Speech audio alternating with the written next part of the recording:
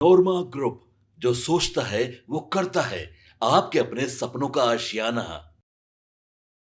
14 जनवरी और खरवास, इसके बाद दही चूड़ा, ये तीन बातें आप याद रखिएगा।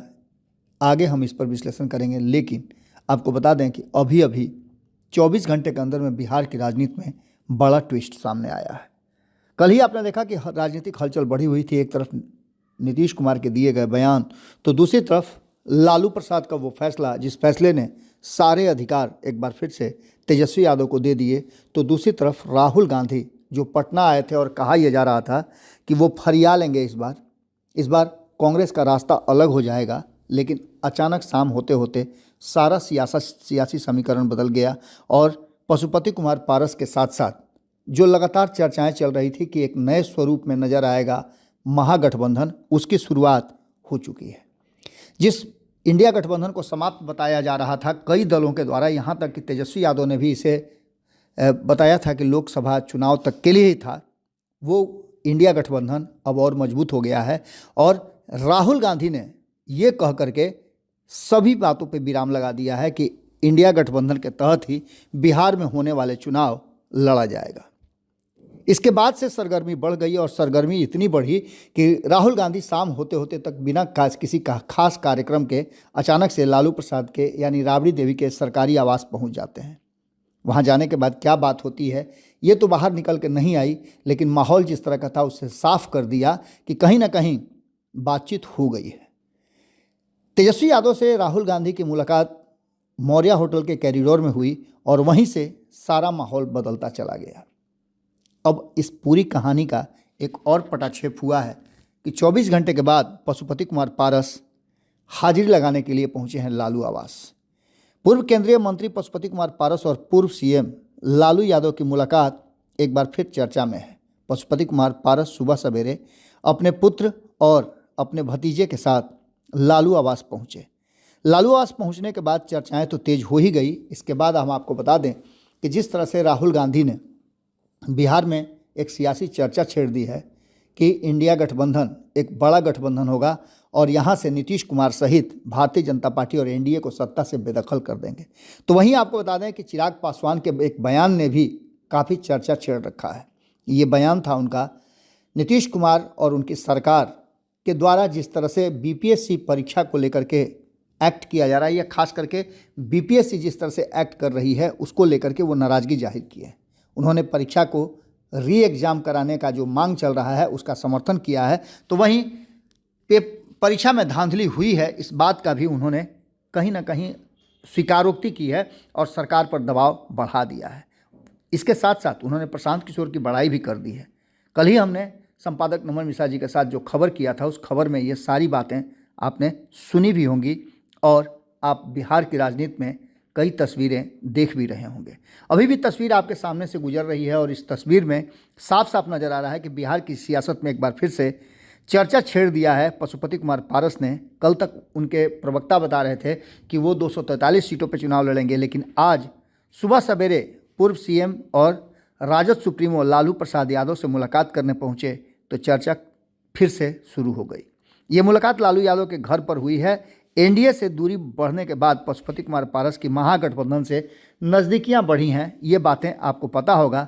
मकर संक्रांति के भोज के दिन लालू प्रसाद खुद चल करके गए थे पशुपति कुमार पारस के यहाँ।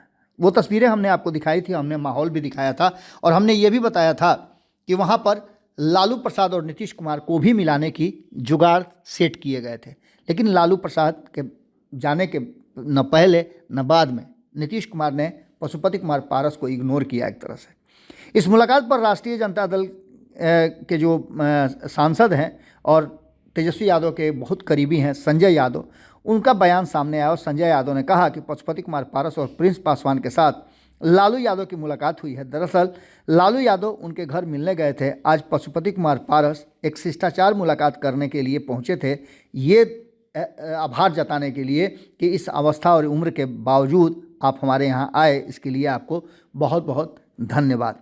पशुपति कुमार पारस महागठबंधन का हिस्सा होंगे या नहीं होंगे यह राष्ट्रीय अध्यक्ष को तय करना है, ये बात कह करके संजय यादव ने कहीं ना कहीं एक चर्चा तो जरूर छेड़ दिया है। पशुपति कुमार पारस एक अनुभवी राजनेता हैं। वह किसी भी गठबंधन के साथ रहें गठबंधन को फायदा होगा। ये बात उन्होंने कह करके अपनी बात को रखा है। वहीं आपको बता दें कि पिछली खबर में हमने आपको बताया भी था कि संजय यादव एक ऐसे शख्स हैं जो लगातार पर्दे के पीछे रहे हैं, लेकिन अब उन्हें पर्दे के बाहर तेजस्वी यादव ने ला दिया है। संजय यादव ने आज सम्राट चौधरी के सुबह सवेरे जो दिए गए बयान थे, उस बयान पर भी जमकर हमला किया है। संजय ने कहा है कि सम्राट चौधरी शीशे के सामने खड़े होकर के देखें और जवाब दें। सम्राट चौधरी की मां ने चुनाव नहीं लड़ा है क्या? उनके भाई राजनेता हैं कि नहीं है? उनके पिता की राजनीतिक छवि है कि नहीं है? परिवार के सभी सदस्य राजनीति में हैं और ऐसे में वो लालू परिवार और लालू प्रसाद के परिवार पर अगर किसी तरह की बात करते हैं तो ऐसे में उन्हें खुद पहले आईने के सामने, दर्पण के सामने खड़ा हो जाना चाहिए। सम्राट चौधरी जी को लेकर के उन्होंने कहा कि उनकी पहचान भी राजद के कारण और लालू प्रसाद के कारण ही हुई है, भारतीय जनता पार्टी के कारण नहीं। सम्राट चौधरी को लेकर के भी उन्होंने कई बातें कही। तो वहीं उन्होंने सभी को लेकर के ये बात कहा कि जो भारतीय जनता पार्टी के नेता हैं उनमें से उन्होंने विजय सिन्हा से लेकर के सम्राट चौधरी और सम्राट चौधरी के बाद नीतीश कुमार पर भी हमला करने से वो पीछे नहीं हटे। लेकिन इन सब में जो सबसे महत्वपूर्ण बात थी वो ये थी कि पशुपति कुमार पारस मिलने गए हैं और पशुपति कुमार पारस जिस तरह से मिलने गए हैं और एक तरफ जहां दूसरी तरफ ये आपको देखने को मिल रहा होगा कि चिराग पासवान भी अब एक नई यात्रा या फिर कहा जाए कि नई पारी खेलने की तैयारी में लगे हुए हैं। कल ही आपने देखा कि जिस तरह से अरुण भारती ने हमारे संवाददाता सीनियर रिपोर्टर सागर कुमार के साथ बातचीत के दौरान जो बातें कही वो साफ बता रही थी कि कहीं ना कहीं चिराग पासवान भी अब स्पष्ट बोलने और पूरी जो परिस्थितियां बनी हैं, राजनीतिक माहौल बने हैं, या फिर स्टूडेंट को लेकर के हो या फिर वक्फ बोर्ड को लेकर के हो, उन्होंने अपनी बात रखी है। उन्होंने यहाँ तक कहा कि वक्फ बोर्ड की जेपीसी जो गठित हुई है उसमें चिराग पासवान की अहम भूमिका रही है। सबसे पहले उन्होंने ही जेपीसी गठित करने की मांग रखी थी। इन सारी बातों के साथ साथ अब बिहार की राजनीति में जैसे जैसे चुनाव नज़दीक आता जा रहा है वैसे वैसे राजनीतिक सरगर्मी बढ़ती जा रही है। एक तरफ जहां लालू प्रसाद जो कि मास्टरमाइंड कहे जाते हैं राजनीति के, तो वहीं दूसरी तरफ नीतीश कुमार भी लगातार एनडीए कैसे मजबूत हो और वोट बैंक कैसे उनके पाले में रहे, इसको लेकर के तैयारियां शुरू कर चुके हैं। आपको बता दें कि पशुपति कुमार पारस जैसे ही पहुंचते हैं लालू प्रसाद से मिलने तो राजनीतिक सरगर्मी तेज हो जाती है और इस राजनीतिक सरगर्मी का कहीं ना कहीं कनेक्शन जोड़ करके देखा जा रहा है 2025 के विधानसभा चुनाव में।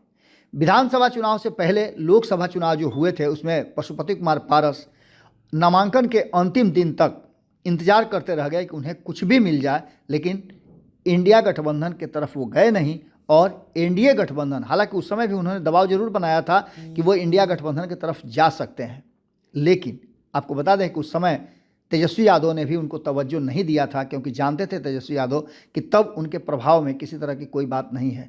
लेकिन वर्तमान परिस्थिति में उनका प्रभाव भले ही नहीं हो, लेकिन चिराग पासवान ने जिस तरह से ये कह दिया है कि वो तेजस्वी यादव के साथ किसी कीमत में नहीं जा सकते हैं, उसके बाद से पशुपति कुमार पारस का भाव बढ़ गया है। सियासत में यही होता है कि कभी कभी जिसे प्रासंगिक नहीं समझते हैं वो भी प्रासंगिक हो जाता है और चुनावी रणनीति में उसका भाव काफ़ी हाई हो जाता है।